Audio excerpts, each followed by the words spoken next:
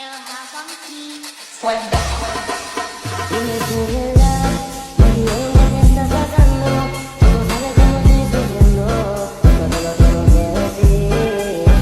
Cuéntame, tu despedida para mí fue dura. ¿Será que te llevo? Halo semua, perkenalkan kami dari kelompok 3. Hari ini kami akan menjelaskan mengenai Microsoft Windows Server. Nah, sebelum itu izinkan kami memperkenalkan diri terlebih dahulu. Perkenalkan, saya Denis Geisha Abadi dengan NIM 230101 Perkenalkan, nama saya Niko Martina Dari dengan NIM 2301010043. Perkenalkan, nama saya Dimas Yajan Mustafa dengan NIM 16. Oke.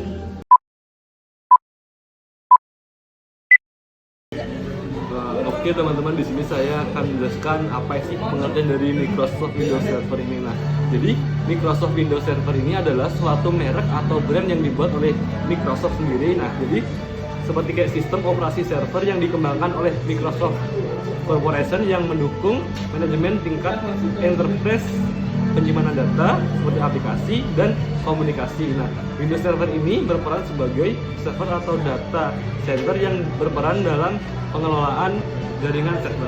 Oke, sekian dari pengertian dari saya. Sekian, terima kasih. Baik, dan selanjutnya itu ada kelebihan dan kekurangan Windows Server. Nah, yang pertama itu kelebihan Windows Server. Kelebihan Windows Server yang pertama itu mudah digunakan. Itu bagi pengguna yang sudah familiar dengan lingkungan Windows, Windows Server menawarkan kemudahan penggunaan dan antarmuka yang intuitif. Nah, yang kedua, integrasi dengan produk Microsoft yang lainnya. Itu berinteraksi dengan lancar dengan produk Microsoft lainnya seperti Active Directory, Office 365, dan Azure. Nah, itu memudahkan pengelolaan keseluruhan. Yang terakhir itu keamanan. Memiliki fitur keamanan berlapis yang kuat, termasuk kontrol akses, enkripsi data, dan Windows Defender untuk melindungi terhadap ancaman cyber. Oke, setelah tadi kelebihan Windows Server, yaitu selanjutnya ada kekurangan Windows Server. Yaitu yang pertama, kekurangan Windows Server ada biaya lisensi. Itu dapat lebih mahal dibandingkan dengan sistem operasi server open source seperti Linux. Dan yang kedua itu kurang fleksibel. Dibandingkan dengan Linux, kurang dapat dikostuminasi sesuai kebutuhan spesifik. Nah, yang terakhir itu serangan malware. Karena popularitasnya Windows Server lebih rentan menjadi target serangan malware dibandingkan platform lainnya. Sekian yang dapat saya jelaskan. Mohon maaf jika ada kesalahan kata. Saya ucapkan terima kasih. Oke, jadi sekarang saya akan membahas mengenai perbedaan dari fitur Linux Server dan fitur Windows Server.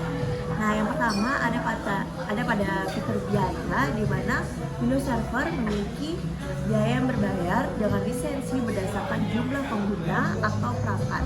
Sedangkan fitur Linux Server gratis untuk sebagian besar distribusi dengan opsi berbayar untuk dukungan tambahan.